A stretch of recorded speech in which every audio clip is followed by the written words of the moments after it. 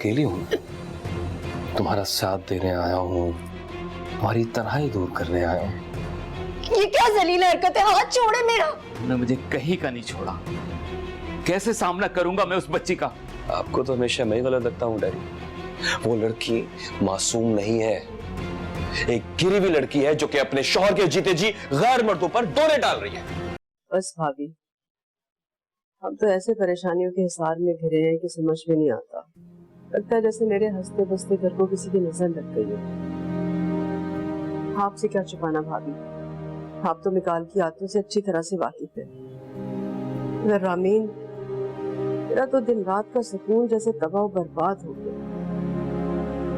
क्या कुछ नहीं किया हमने भाभी, सदका खैरात, मन्नतें, दिन रात इबादतें, लगता है फिर भी खुदा को राजी न कर सके। बारिश को देख के तो मेरा कलेजा कट जाता है। सिर्फ आप लोगों की वजह से हिम्मत बंधी हुई है, वरना कैसे न रो।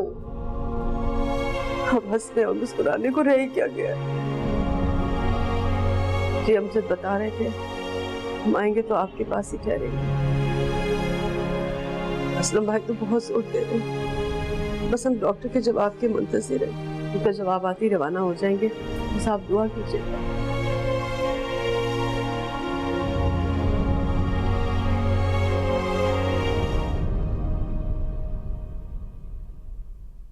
मैंने अपनी सारी प्रोडक्ट्स की डिटेल्स इसमें डाल दी हैं। इनफैक्ट जो सारा प्रोसेस है पैकेजिंग तक, आप देख लें, अगर कुछ कमी हो तो मुझे बता दें। Very good, Sam. This is quite impressive, seriously. जहाँ तक मैंने देखा है, काफी अच्छी प्रेजेंटेशन रेडी की है तुमने। लेकिन मैं इसका अप्रूवल तुम्हें तब दूंगी जब मैं इसे कंप्लीट स्टडी कर लूंगी और फिर मिस्टर आदिल को भी फॉरवर्ड कर दूंगी। या श्योर, थैंक यू। ओके।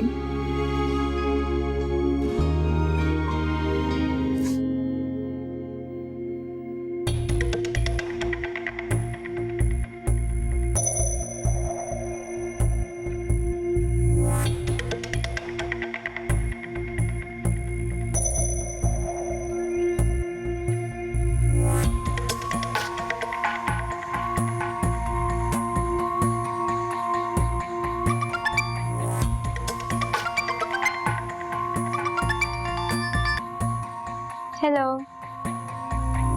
कैसी हो दानिया? उस दिन के बाद तुमसे बात ही नहीं हुई मेरी। पता है मैं भी अभी आपको ही याद कर रही थी। अच्छा, पूछ सकता हूँ कि क्यों याद कर रही थी? वो बस आपका दिया हुआ ड्रेस देख रही थी तो अचानक आपकी याद आ गई। वैसे मैं पूछ सकती हूँ आपने मुझे आज कैसे याद किया? मैं अभी अपने फार्म हाउस की पिक्चर्स देख रहा था। मैंने तुमसे जिक्र किया था ना कि मेरा एक बहुत ही खूबसूरत और पुरसुकून फार्म हाउस है, तो बस मेरा दिल चाह रहा है कि मैं वहाँ कुछ दिनों के लिए जाकर सुकून से रहूं। आइडिया तो बहुत अच्छा है। तो फिर कब चल रही है? पहले मुझे दानिया से मिसेस मिकाल तो बना दें, फिर जब कहेंगे मैं चलने को तैयार हूँ। ओह दानिया, एक तो तुम हर बात में शादी को बीच में ले आती हो, सारा मूड खराब कर देती हो। हम ऐसा करते हैं, डिनर पे चलते हैं। मेरी प्यारी प्यारी बातों से आपका मूड खुद ही ठीक हो जाएगा।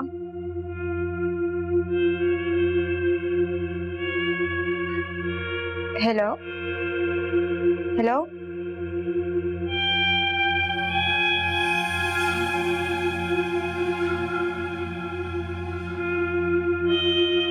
आखिर तुम मुझसे कब तक भागोगी दानिया? इतनी चालाक मत बनो, वरना एक दिन तुम्हें चूंटी की तरह मसल दूंगा।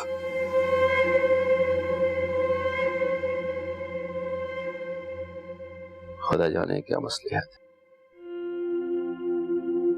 कहीं से भी कोई अच्छी खबर नहीं आई। असलम भाई ने भी डॉक्टर से मुकम्मल तफसील लेके फोन किया था। वो कहते हैं जो इलाज पाकिस्तान में चल रहा है वो ठीक है, वहां लाके भी उसकी हालत यही रहने वाली है। बस उन्होंने भी यही ऑप्शन दिया है कि उसे इंजेक्शन लगा के इस तकलीफ से आजाद कर दिया जाए। जब तक मेरी आखिरी सांस है मैं उसका ख्याल रखूंगी, लेकिन मैं किसी को इस बात की इजाजत नहीं दे सकती। और अगर रामीन तंग आ जाए तो वो भी जा सकती है। मैं रखूंगी अपने बच्चे का ख्याल मरते दम तक। फायजा, मैं चाहता हूँ अभी ये खबर हम रामीन को ना दें। लेकिन अमजद, हमें रामीन को तो बताना ही होगा। उसे कैसे छुपा सकते हैं हम ये सब? वो हर रोज दिन में कितनी बार ये सवाल करती है कि वहां से जवाब आया कि नहीं। मैं जानता हूँ बहुत फिक्रमंद है, मगर मैंने कुछ सोच रखा है। देखो, हम ऐसा करते हैं कि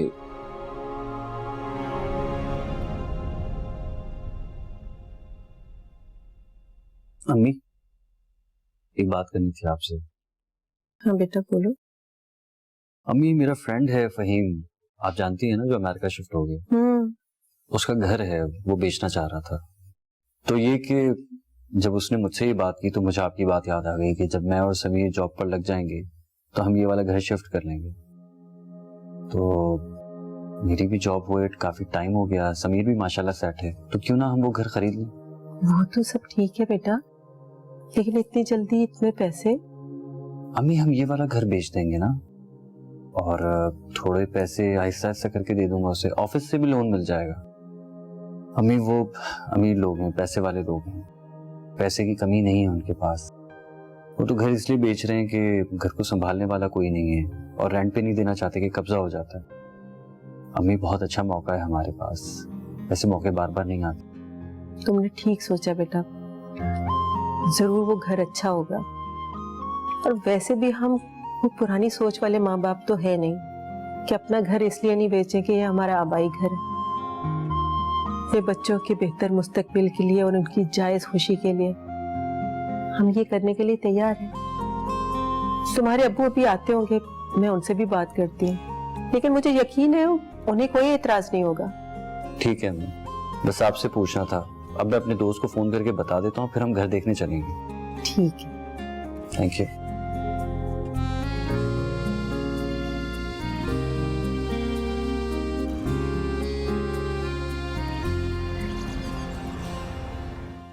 देखिए सर, जो यूनिट आपने देखा है वो चाइना की सबसे बड़ी कंपनी से मंगवाया जाता है और वो अपने इंजीनियर्स भी प्रोवाइड करते हैं इंस्टॉलेशन के लिए। तो मेरे ख्याल से आपको इंस्टॉलेशन की भी टेंशन नहीं होगी। बाकी डिटेल्स मैंने आपको मेल कर दी हैं, आप वो भी देख सकते हैं। फिर भी अगर आप हमारा यूनिट विजिट करना चाहें तो मोस्ट वेलकम। थैंक यू, मैं फिर भी आपकी कॉल का वेट करूंगी। Okay sir. मिस अलीजे। ओह साइम, मैं अभी तुम्हें ही बुलाने लगी थी, अच्छा हुआ तुम आ गए। दरअसल मेरी फजल इलाही से भी बात हो रही थी, वो हमारा यूनिट विजिट करना चाहते हैं। एक्चुअली मैं भी आपसे यही बात करने आया था, अगर आप माइंड ना करें तो उन्हें कल का टाइम दे सकती हैं। Is everything okay? Yes, everything is okay. Actually एक नया घर ले रहे हैं तो उसकी डॉक्यूमेंटेशन के लिए जाना है। Congratulations, that's a great news. फिर तो ट्रीट पक्की है। जी, एक बार डील फाइनल हो जाए और शिफ्टिंग हो जाए तो उसके बाद पार्टी पक्की है। लेकिन मुझे अपनी हाउस वार्मिंग पार्टी में बुलाना मत भूलना। अगर आप मेरी खुशी में शामिल होंगी तो मुझे अच्छा लगेगा। मुझे भी दूसरों की खुशियों में शामिल होना पसंद है, और बात जब अपने दोस्त की खुशी की हो तो क्यों नहीं। थैंक्स।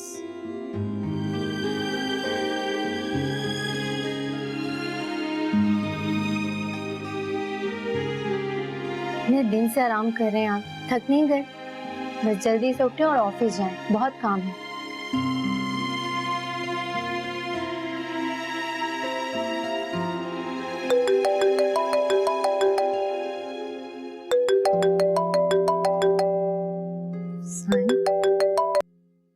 हाँ साइम, कैसे हो? बिल्कुल ठीक हूँ। आज तुम्हें खुशखबरी सुनाने के लिए कॉल की है। खुशखबरी?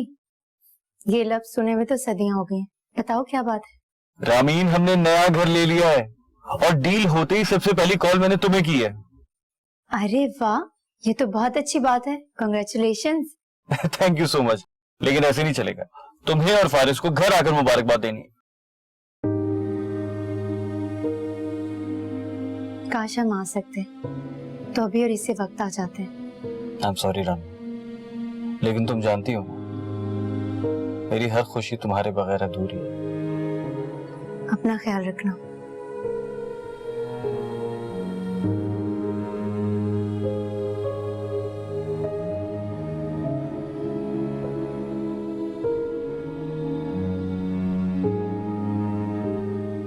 आपको पता है, मैं साइम के लिए बहुत खुश हूँ, उसे ऐसे आगे बढ़ता देखकर। खाला अम्मी भी बहुत खुश हैं। बस आप जल्दी से ठीक हो जाएं, ताकि मेरी खुशियां भी वापस आ जाएं।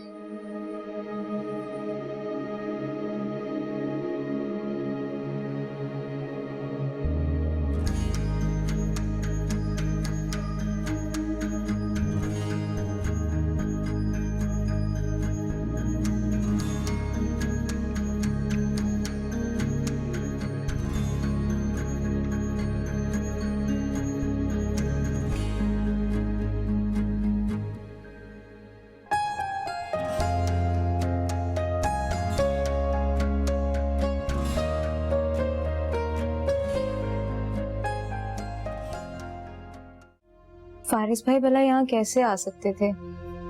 वो तो अपने बिस्तर से हिल भी नहीं सकते, कोमा में है ना बेचारे। इश्कम दारम इश्कम इश्कम यारम इश्कम यारम इश्कम इश्कम दारम इश्कम इश्कम यारम इश्कम यारम इश्कम।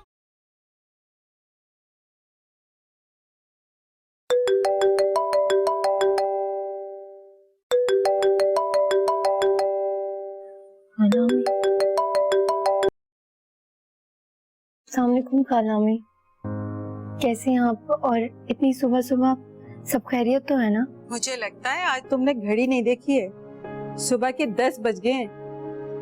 और तुम्हें तो पता ही है, मेरी सुबह तो फजर के साथ ही हो जाती है। 10 बज गए?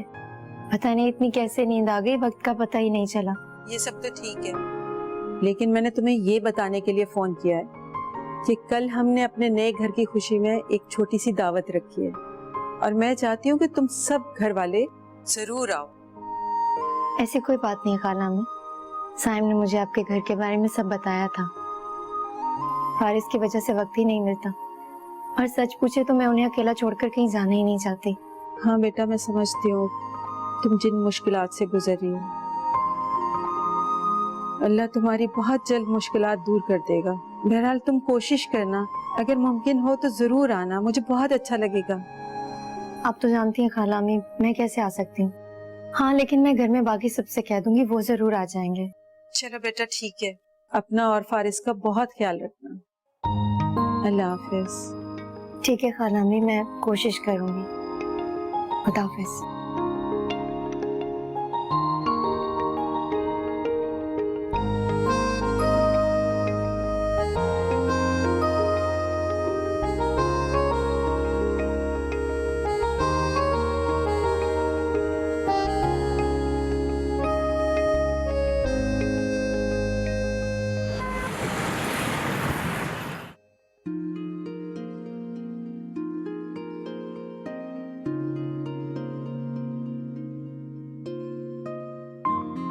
यकीन नहीं आ रहा ये तुम्हारा घर है। बहुत जल्दी तरक्की की है तुमने। वैसे नहीं, मैं बहुत खुश हूँ तुम्हारे लिए। जितने अच्छे तुम हो उतना ही अच्छा घर है। अरे रामीन, आओ आओ। क्या हाल है? अस्सलाम वालेकुम आंटी। वालेकुम अस्सलाम। समीर, ये खाला अम्मी और खालू कहाँ हैं? कोई नजर नहीं आ रहा। सब बैठे हैं डाइनिंग में? मैं देखती हूँ, कहाँ है ड्राइंग रूम? जी भी यहीं पे। Thank you. कैसी हो तुम रामीन? मुझे तो लगा था तुम नहीं आ सकोगी। काफी हैरत हुई तुम्हें यहाँ देखकर। कैसे ना आती? इसका अपना घर, और अपने घर में आने में कैसी हैरत। कैसी हो रामी? मैं ठीक हूँ। एक मिनट, एक गेस्ट है, तुम लोग बातें करो। समीर, घर तो बहुत अच्छा है। चलो दिखाऊं तुम्हें, आ जाओ। चलो आओ।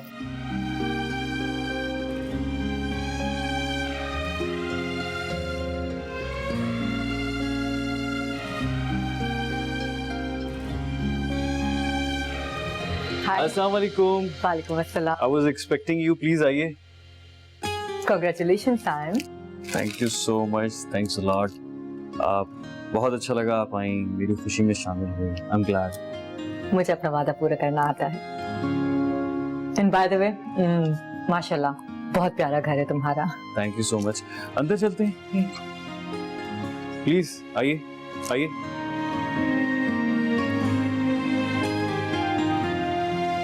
माशाल्लाह घर बहुत अच्छा है।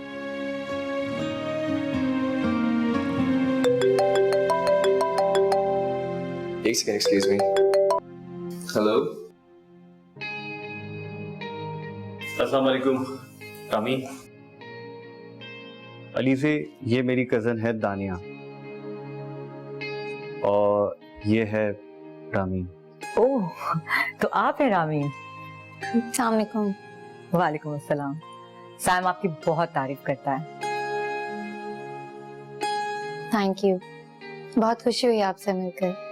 रामीन, ये अलीजे मेरी बॉस। ओ कम ऑन, यहाँ पर तो बॉस बॉस करना बंद करो, अपनी फ्रेंड बोल के भी इंट्रोड्यूस करवा सकते हो। आपके हस्बैंड नजर नहीं आ रहे। वो साइम ने बताया नहीं आपको? फारिस भाई भला यहाँ कैसे आ सकते थे?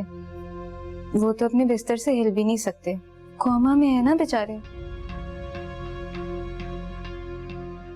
और रामीन की जिंदगी तो शुरू होने से पहले ही खत्म हो गई। मतलब ये भी क्या जिंदगी हुई, सारा दिन अपने बिस्तर पर पड़े शोहर को बेबसी से देखते रहना। फारिस थोड़ा सा बीमार है, इंशाल्लाह कुछ अरसे में ठीक हो जाएगा।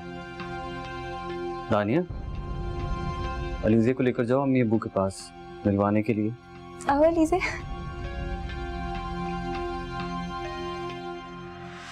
रामीन, रामीन मैं जानता हूँ कि तुम्हें दानिया की बातें बुरी लगी हैं। वो है ही ऐसी, उसकी हर बात तीर की तरह जाकर लगती है, मैं जानता हूँ। लेकिन तुम कब से ऐसी हो गई? तुम्हें कब से बुरा लगने लग गया? तुम्हें तो इन बातों को इग्नोर करना चाहिए। ऐसी कोई बात नहीं है सैम, दरअसल फारिस घर पे अकेले हैं और मैं उन्हें अकेले छोड़ना नहीं चाहती।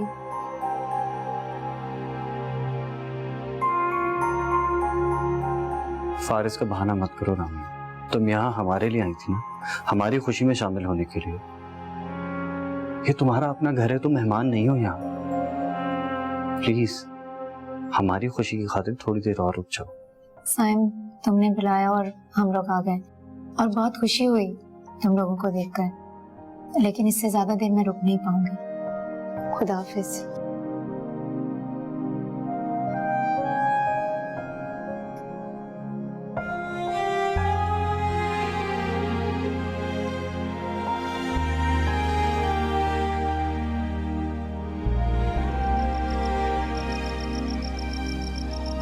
दानिया फारिस का तारुफ अच्छे लफ्जों में भी करवा सकती थी, लेकिन उसने जानबूझकर ऐसी बात की। उसने रामीन का दिल तोड़ा है, और रामीन को कोई तकलीफ हो मैं बिल्कुल बर्दाश्त नहीं कर सकता।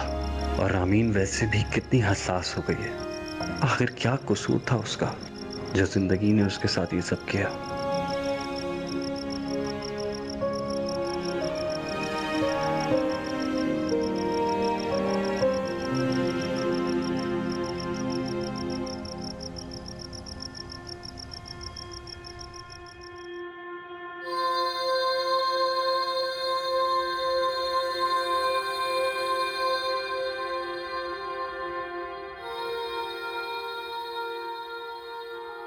मेरी जिंदगी में खुशियां सिर्फ चंद दिनों के लिए ही तो थी, लेकिन मुझे इस तरह कमजोर नहीं पड़ना चाहिए था।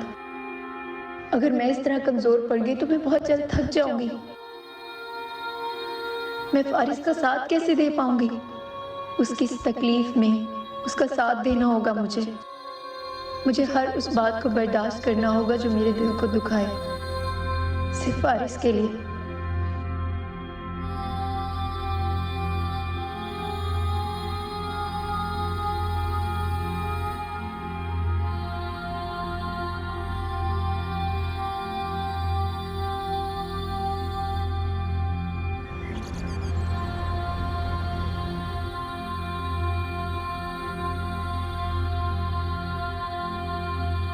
मैं जा रहा हूँ मम्मी।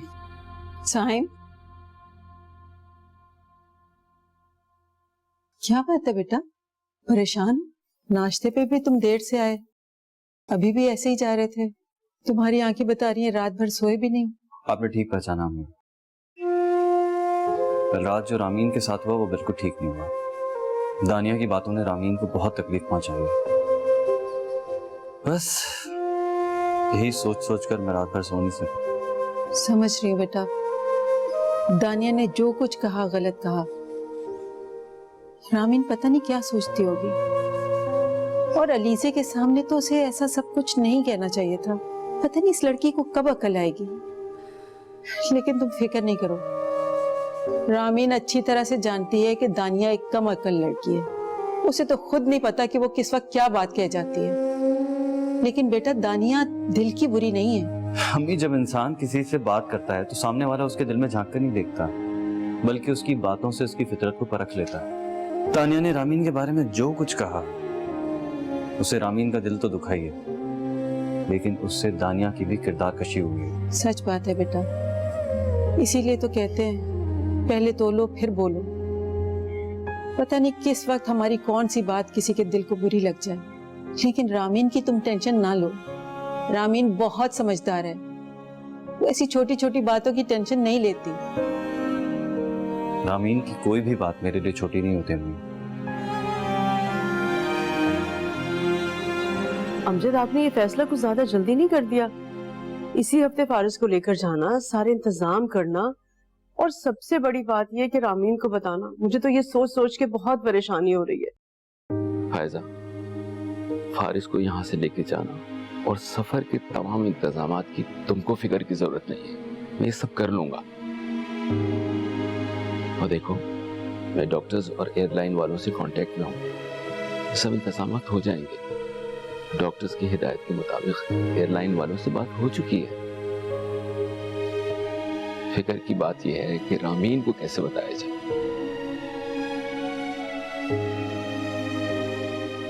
देखिए, ये काम मैं आप पे छोड़ रहा हूँ। यही तो सबसे मुश्किल काम है। रामीन मेरी बहू नहीं, मेरी बेटी है। मैं उसका दिल कैसे तोड़ सकती हूँ? मैं जितनी मोहब्बत फारिस से करती हूँ ना, मुझे उतनी मोहब्बत रामीन से भी है। क्या आप नहीं जानते रामीन फारिस से कितनी मोहब्बत करती है? उसके लिए बहुत बड़ा इम्तिहान होगा। अल्लाह मेरी बच्ची को हिम्मत दे।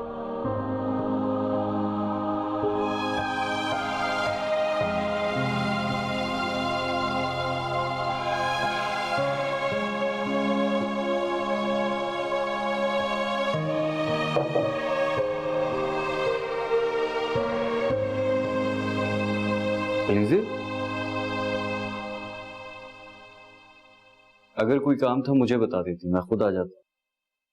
काम तो है, पर इससे क्या फर्क पड़ता है मैं तुम्हारे पास आऊं या तुम मेरे? तुम्हारा चेहरा इतना उदास क्यों है? किसी से लड़कर आया हूं? नहीं, ऐसी कोई बात नहीं। शायद कल रात ठीक से सो नहीं पाया। नींद न आने की तो बहुत सारी वजूहात हो सकती हैं। घर में मच्छर, बिस्तर में खटमल, क्या कोई और वजह? अच्छा बताओ, क्या बात है? सेंस ऑफ ह्यूमर अच्छा है आपका, अच्छा मजाक कर लेती हूँ। मैं समझती हूँ कि जिंदगी को हंस बोल कर ही गुजारना चाहिए, या फिर शायद मैं जिंदगी के हर नेगेटिव पहलू में से कोई ना कोई पॉजिटिव बात निकाल ही लेती हूँ। तुम क्या समझते हो? क्या मैं ये नहीं जानती कि तुम्हारे चेहरे पर इतनी उदासी क्यों है? चलो तुम ही मुझे असल बात बता दो, मैं भी तो देखूं कि मैं तुम्हें कितना जान पाई हूँ। जो मैं समझ रही हूँ वो सच भी है या नहीं? मैं नहीं जानता कि आप क्या समझ रही हैं, लेकिन मेरी उदासी की वजह रामीन के सिवा और क्या हो सकती है? साइम, मैंने जिंदगी को बहुत तल्ख नजरों से देखा है। अगर खुशियां आती भी हैं तो उन्हें एक्सेप्ट करने में मुझे खासा वक्त लगता है। जब इंसान खुद उस रास्ते का मुसाफिर हो तो सामने वाले इंसान की तकलीफ का अंदाजा हो ही जाता है। इसके लिए लफ्जों की जरूरत नहीं होती। मुसाफिर तो हम एक ही रास्ते के हैं, लेकिन मैं नहीं जानता कि आपकी जिंदगी में इतनी तलखियां क्यों हैं। रामीन, ये तो खुशखबरी है यार, इसमें परेशान होने की क्या बात है? क्या तुम नहीं चाहती कि तुम लोग फारिस को अमेरिका लेकर जाओ और वो ठीक हो जाए? क्यों नहीं चाहती मैं तो फारिस को बहुत जल्द ठीक होते देखना चाहती हूँ, लेकिन बदकिस्मती से मैं फारिस के साथ नहीं जा रही। इश्कम दारम इश्कम इश्कम यारम इश्कम यारम इश्कम इश्कम दारम इश्कम इश्कम यारम इश्कम यारम इश्कम।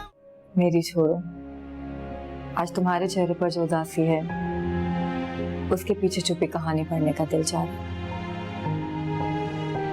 क्या आज भी तुम रामीन से? कुछ रिश्ते बहुत अजीब होते हैं जिनका कोई नाम नहीं, मगर न जाने क्यों हम वो रिश्ते निभाते चले जाते हैं, ये जानते हुए भी कि उन रिश्तों की कोई मंजिल नहीं है। बस ऐसा ही एक अनजाना सा रिश्ता मेरे और उसके दरमियान है। लेकिन फारिस, इसे क्या हुआ? कार एक्सीडेंट ने रामीन की जिंदगी बदल कर रख दी। फारिस पिछले 1.5 साल से कोमा में है और इस दरमियान रामीन की जिंदगी कितनी अजियत से गुजरी है, मुझसे ज्यादा कोई नहीं समझ सकता।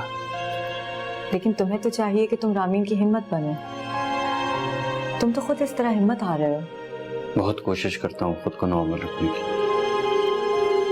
मगर कभी कभार कोई ऐसी बात हो जाती है जिससे दिल बहुत दुखता है। अभी कुछ देर पहले जिस रिश्ते को तुम अनजान रिश्ता कह रहे थे, वो तो मोहब्बत है। वो भी शायद एक ऐसी मोहब्बत जिसमें हासिल करने की तो कोई उम्मीद नहीं, फिर भी उससे इतना प्यार। मेरी जिंदगी के बहुत सारे सवाल आते हैं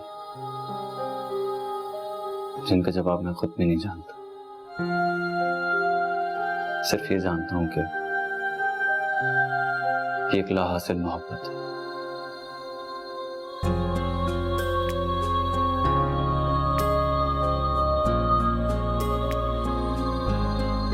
मेरी कामयाबी सिर्फ रामीन की खुशी में है, चाहे मुझे उसके लिए कुछ भी करना पड़े।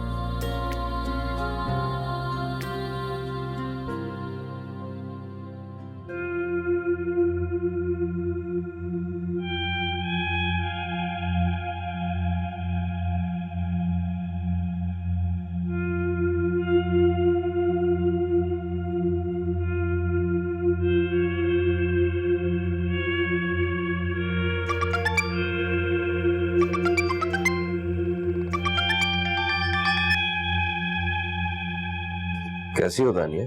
मैं ठीक हूँ मिकाल, आप कैसे हैं? बड़े दिनों बाद आज याद आई मेरी आपको। याद तो तुम्हारी हर वक्त आती रहती है, बस तुम ही मेरी छोटी छोटी बातों को लेकर नाराज हो जाती है। दानिया, मैं तुम्हें खुश करने के लिए बहुत कुछ करता हूँ। आज भी तुम्हें फार्म हाउस पे ले जाने की ऑफर ओपन है, अगर तुम शायद इंटरेस्टेड नहीं हो। फार्म हाउस ही क्यों, मैं तो सारी दुनिया में आपके साथ चलने को तैयार हूँ, लेकिन हर चीज का एक वक्त होता है। बस जब वक्त आएगा चल लूंगी, अब वक्त कब आएगा ये तो आपके हाथ में है। अच्छा दानिया, ये बताओ कि कल रात क्या हुआ था पार्टी में जो रामीन इतनी जल्दी वापस आ गई? उसका कुछ शायद मूड भी मुझे खराब लग रहा था, कोई बात तो जरूर हुई होगी। लगता है फेस रीडर भी हैं आप। वो फारिस भाई को किसी ने कुछ कह दिया था और मैडम को बुरा लग गया, बस चली गई पार्टी छोड़ के। अब क्या कर सकते हैं, फारिस भाई को एक दिन में तो ठीक नहीं हो सकते ना। कितना दिल दुखा होगा बेचारी का। आपको बड़ी फिक्र हो रही है रामीन की? फिक्र क्यों ना हो, आफ्टर ऑल मेरे भाई की बीवी है, हमारे घर की इज्जत है, और अगर खुदा ना खास्ता उसके साथ कुछ बुरा होता है तो फिक्र तो होगी ना। और डैड भी यही चाहते हैं कि खुदा ना खास्ता अगर फारिस को कुछ होता है तो रामीन की सारी जिम्मेदारी मुझ पर आ जाएगी। डैड नहीं चाहते कि हमारे घर की बहू घर छोड़कर जाए। क्या मतलब? ये आप कहना क्या चाह रहे हैं? क्या आप रामीन से? जाहिर सी बात है दानिया, डैड ने कहा है तो इनकार तो नहीं कर सकता। और मेरी तो दुआ है कि फारिस जल्द से जल्द ठीक हो जाए, ये नौबत ही ना आए। अच्छा, मुझे अम्मी बुला रही हैं शायद, मैं आपसे बाद में बात करती हूँ।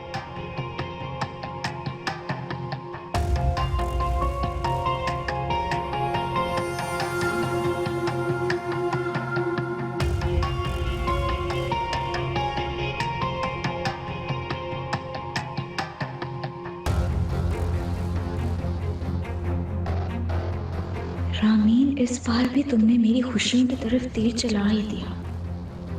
तुमने मुझसे साइम को दूर किया और अब मिकाल पर भी तुम्हारी नजर है। और मिकाल सब कुछ जानते हुए भी मुझे किस किस्म का लालच दे रहे हैं। मिकाल, आखिर चाहते क्या हो तुम मुझसे? अगर रामीन से शादी करने का सोच ही चुके हो तो फिर अब मेरी तरफ क्यों हाथ बढ़ाया? Hi mom. फारिस, देखे कौन आया आपसे मिलने। मॉम आई हैं।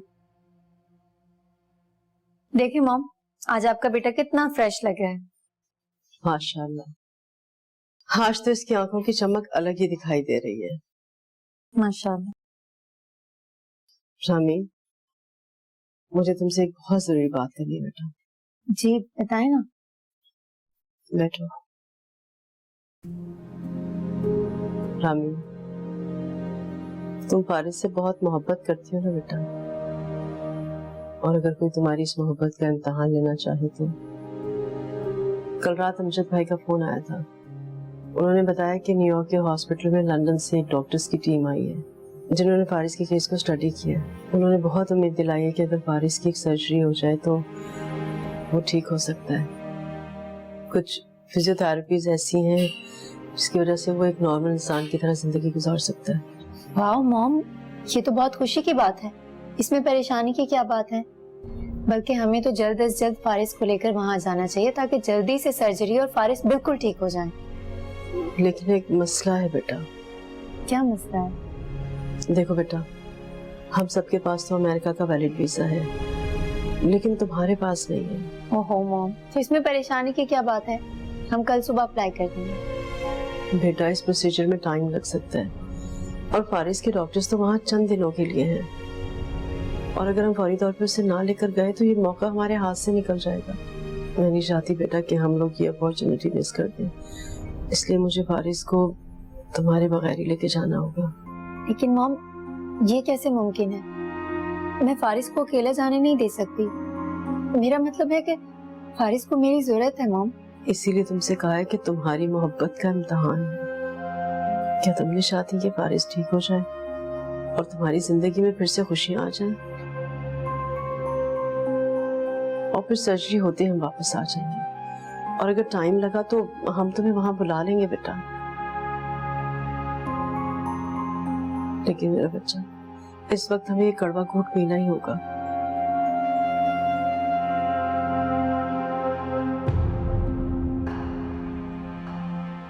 तुम इस बात को समझने की कोशिश करो बेटा। तुम एक समझदार बच्ची हो और उससे बढ़कर तुम फारिस से बेपनाह मोहब्बत करती हो। उस फारिस की खातिर ही हमें जाने की इजाजत दे दो बेटा। मॉम, आप लोगों को मेरी इजाजत की कोई जरूरत नहीं। फारिस के लिए अगर यही बेहतर है तो यही सही। आपको जैसे ठीक लगता है आप वैसे करें। थैंक यू बेटा।